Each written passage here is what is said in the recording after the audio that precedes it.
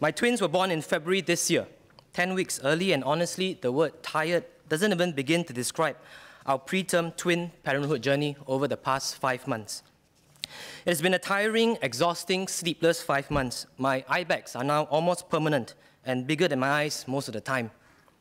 But at the same time, in between the crying, the screaming, the burping, the poo and pee, the nappy leaks and the vomits, the past 5 months have brought us much happiness, smiles, love, and made me appreciate things a lot more. Madam, allow me to share this journey and how I hope our policies can change so that parents with preterm babies and or birth of multiples can get more help. Essentially, for a start, more precious time with their babies. Madam, I will also share the journey of many other parents with preterm babies and or birth of multiples who have shared their stories, often very painful stories with me, in hope that our policies can and will change. On 23rd February, my wife called me, telling me her water broke.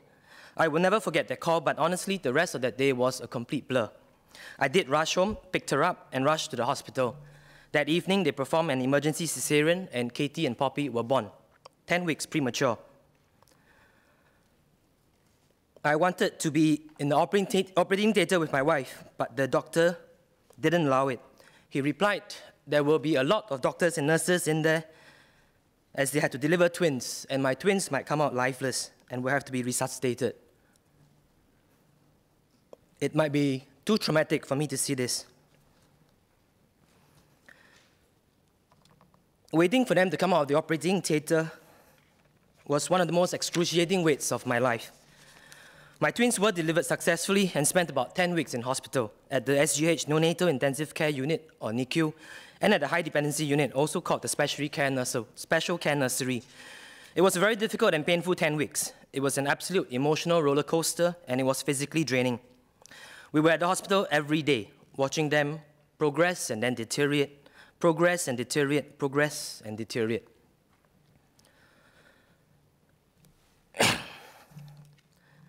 It was painful. It was painful watching them stop breathing, their heart rates plummet in front of my very eyes, and at times their lips turning blue. Nothing can properly describe the feeling of watching your babies go through that repeatedly. It is an experience I wish no parent has to go through. And my babies weren't the smallest, the most premature there. There were babies in NICU who weighed only 800 grams, and I cannot even begin to imagine the amount of stress, pain, and trauma their parents were going through. This first chapter of my journey was also perhaps the most difficult, as I didn't take my paternity leave. I couldn't, as I wanted to save the precious 2 weeks for when Katie and Poppy came home. Juggling between work and family was near impossible. Every time my phone rang, my heart skipped a bit, as it might be from the hospital with bad news. It was hard to concentrate on anything. The dilemma I faced would be the same dilemma all fathers of preterm babies face, like Jeremy Chi, who also had preterm twins. In his own words, most of my time is spent shuttling between home and hospital, being an Uber milk delivery dad. By the time they were discharged, I had spent most, if not all, of my paternity leave. This was the same situation for Yeo Sin Yong. He said, and I quote, taking care of preterm baby is already tough, let alone preterm multiples. Mothers feel the same too. Perlene Ong, a mother of preterm twins, said, as I had a C-sec, I really need the help of my husband at home and to bring the twins to the polyclinic since I was recovering from my wound. However, he has no more leave left by the time both babies came home. It was the same for Gina Tan, whose husband ran out of paternity leave while her premature twins were still in hospital. And worse still for Agatha Key, who had 1 twin in hospital and 1 twin discharged. She had to take care of them in 2 different places. In her words, it was mentally and physically straining. Clearly, 2 weeks of paternity leave is insufficient for us fathers if our babies are in NICU the entire time. And mothers face a similar dilemma. The 16 weeks of maternity leave is supposed to be to bond with your baby. This bonding is crucial, as stated by Mr. Chan Chun Sing, then Acting Minister for Social and Family Development, in his closing speech for the Child Development Co-Saving Bill in 2013. He said, maternity leave caters to the time required for the mother to physically recuperate from childbirth and nurse the infant before returning to work. Further, by introducing 2 weeks of mandatory paternity leave from 2017, MSF had recognized the importance for fathers to have, quote, the opportunity to actively bond with their children from the time they are born, as it is a critical infant period. Academic research indicates the same. The first few months with your baby are important few months. But these 16 weeks of bonding is clearly reduced for parents of preterm babies. Having spent so much time in NICU, I can tell you that proper bonding is almost impossible there. Babies are often in incubators, making physical contact with them very difficult. And holding the babies is also difficult, as most have several tubes attached to them, and there's of course the risk of passing an infection to the babies, which could be deadly. My twins spent 10 weeks in hospital, and it is little compared to others. Cecilia Tan's premature son spent 101 days in KKH before being discharged. Stephanie Tan's premature daughter spent 103 days in KKH. She had no choice but to return to work 3 weeks after her baby came home.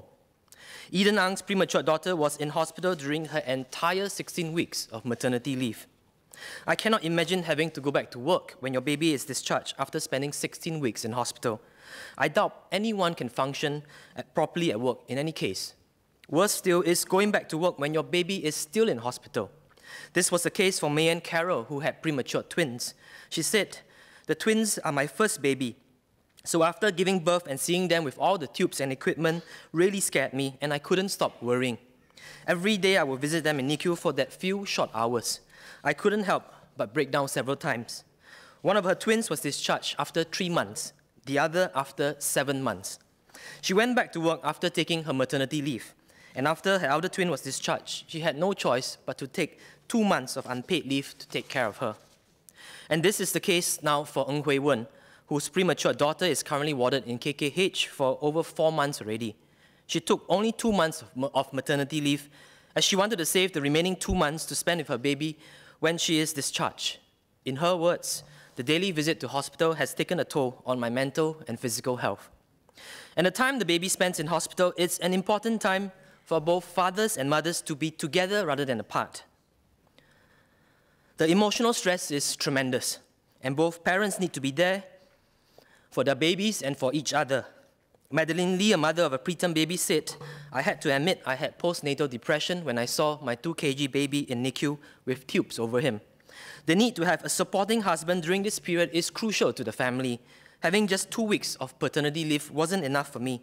I needed to have someone there, someone to be there emotionally and mentally after going through an unexpected early delivery."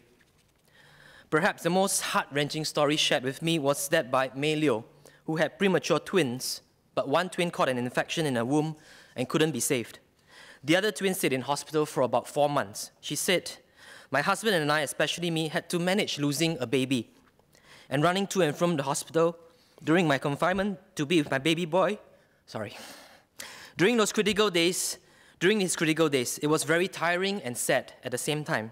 And it's important to be there also for the babies. During kangaroo care or skin-to-skin contact with the babies does help the baby grow better as well. Kangaroo care is commonly prescribed for preterm and low birth weight babies. It has been found to have wide-ranging benefits for both infant and parents, including reducing infant mortality, increasing growth, raising likelihood and duration of breastfeeding, encouraging mother-infant bonding, and increasing parental satisfaction. Madam, I'm glad that some companies understand the difficulties faced by parents of preterm babies. Leiling Chow, who has premature twins, told me she was glad her company allowed her to take no pay leave. Similarly, Anita Narayana was allowed to take all her annual leave and 1 month of no pay leave. Madam Su, whose baby spent 174 days in hospital, said, "Work during this period is practically impossible for me. I exhausted my 4 months of maternity leave and had to apply for another 3 months of unpaid leave to take care of my baby." Rachel Lee's twins spent 2 months in hospital before they came home, and she said, "Luckily, my boss allowed me to take another 3 to 4 months of unpaid leave to look after the girls until they were bigger and more stable." But what about other mums who didn't have understanding superiors like mine? They could have lost their jobs. And some do pay the price. Yong Le had premature twins and took 3 months of hospitalization leave and 4 months of maternity leave. She said, "I was lucky enough to keep my job, but with pay freeze and 50% cut to my year-end bonuses. I sincerely hope the government can make sure parents of premature babies are not penalized. We have enough to worry about already." For this first chapter of the journey, my recommendation is that we extend the parental leave for both fathers and mothers to at least cover the time the baby spends in NICU, if not the entire time the baby spends in both NICU and at the high dependency unit or the special care nursery. Several countries such as Austria, Denmark, Italy, Germany, France, Spain, Israel, Colombia, New Zealand, and India already provide extended leave for mothers and or fathers of preterm babies. I sincerely hope we can consider this. In New Zealand, for example, paid parental leave is extended by the period between actual and expected birth for up to 13 weeks. This leave can also be transferred to the father. In Denmark, maternity leave is prolonged by the period the infant spends in a hospital for up to 3 months if the infant is hospitalized during the first 46 weeks of childbirth. This change in policy, while significant for parents of preterm babies, it really will not be a significant change for employers who might be worried about the manpower shortage or the government in terms of additional financial resources for the paid leave. In 2015, out of 42,185 live births in Singapore, only 127 occurred at less than 28 weeks gestation, which is only 0.3%. Babies born before 37 weeks is considered preterm, but unfortunately, I couldn't find data on the number of births before 37 weeks in Singapore. But it is usually babies who are born before 28 weeks who require longer stay at the hospital. It is also clearly verifiable with doctors when a baby needs to be in hospital, especially NICU, so there need not be concerns about abusive applications for leave. Madam, this first chapter could perhaps be summed up by one word: stress. The next chapter of the journey could perhaps be summed up by one word too, which is the word I started this speech with in the opening paragraph: tired. On 22nd April, Katie was discharged. On 1st May, Poppy was discharged. These 2 days were one of the happiest days of my life. We were overjoyed to bring Katie and Poppy home. We were overjoyed to finally see with them without any tubes stuck to them. We were overjoyed to finally introduce Katie and Poppy to Ella, our eldest daughter. For 10 weeks, she could only see them through a glass window, and she really wanted to carry them. She has been the best big sister. This was also the time we realized that our 2 babies were in fact owls. They were full-fledged party owls, and completely nocturnal, and they partied through the night. And I rarely use the word sleep now, as I can't really remember what sleep is and what it feels like to sleep properly. In the first few months, the twins need to be fed every 2 to 3 hours. It takes about 30 minutes to feed each baby. My wife takes about 30 minutes to express the breast milk. After feeding, it takes about 10 minutes to wash and sterilize all the bottles and pumping equipment, not forgetting that the nappies have to be changed before each feed, and that takes about 5 minutes. And it takes another 5 minutes to burp each baby. It might sound a bit gross, but I now absolutely love the sound of burps. Hearing a burp means I can finally rest or sleep. It means the end of a cycle, but the problem is the end of a cycle is pretty close to the start of the next cycle. And if you can see where I'm heading, sleep is a valuable commodity when you have twins. The problem is not when the twins cry at the same time. In fact, I feel it's better that they do. It is worse when you finally calm one down and the other one starts crying. It doesn't end. But I have responded to Minister Ong Ye Kung's call to continually upgrade my skills, and I've evolved to meet the changing needs. I have gone from feeding one twin at a time to feeding both at the same time, holding one milk bottle in each hand, to last month, I've mastered the art of feeding both twins at the same time with just one hand. I have a photo to prove this. Just last week, I managed to feed one twin and burp the other twin at the same time. Now, I have to try and see if I can burp both of them at the same time. But I know my wife would be horrified if I tried it. But this is the reality each day. Parents of multiple births have to deal with greater challenges than parents of single birth. Multiple birth parents are more likely to have less sleep because their babies can have different sleep-wake rhythms and express their needs at different times. Multiple birth parents have little chance to regain their strength and are more likely to remain tired for an extended period of time. A study in the United Kingdom showed that 8% of multiple birth mothers had more than 6 hours of sleep each night during their first month, while 46% slept less than 3 to 4 hours. Parents of multiple birth also have greater need for extra pairs of helping hands, such as from their partner, to help care for multiple babies at once. Thus, 93% of British multiple birth mothers wish their partners had extended paternity leave to help care for their babies. Some studies also show that 20% of multiple birth mothers suffer from postnatal depression versus 10% of single birth mothers. Beyond these, parents of preterm babies and multiple births also have much more medical appointments. In the past few months, Poppy alone has had repeated medical appointments with the ophthalmologist, cardiologist, speech and language therapist, physiotherapist, and neonatologist. A lot of time has been spent back at the hospital. Again, as you can see from my eye bags, parents of twins need help. If you see my wife's eye bags, you know that we really, really need help. My recommendation is that we extend the parental leave for both fathers and mothers with birth of multiples.